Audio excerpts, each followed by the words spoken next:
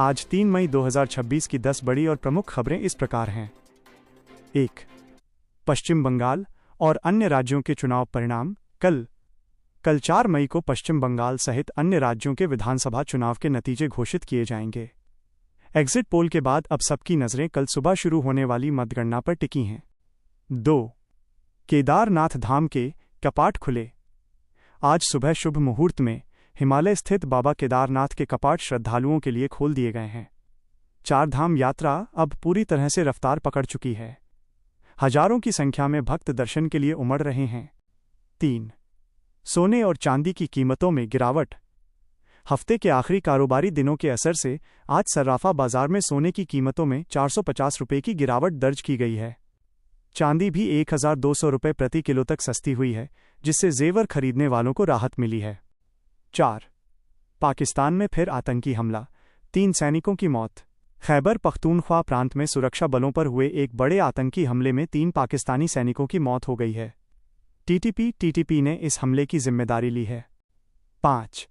भारतीय रेलवे ने शुरू की समर स्पेशल ट्रेनें।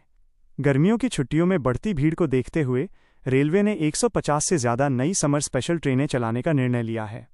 मुख्य रूप से यूपी, बिहार और दक्षिण भारत के रूटों पर ये ट्रेनें चलाई जा रही हैं।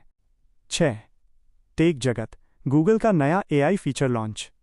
गूगल ने अपने एंड्रॉयड और iOS यूजर्स के लिए एक नया real time voice translation feature roll out करना शुरू कर दिया है, जो बिना इंटरनेट के भी काम करने में सक्षम है। 7.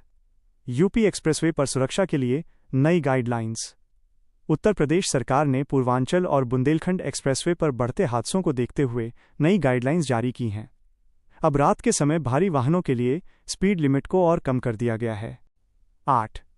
खेल, IPL में प्लेऑफ की रेस हुई रोचक।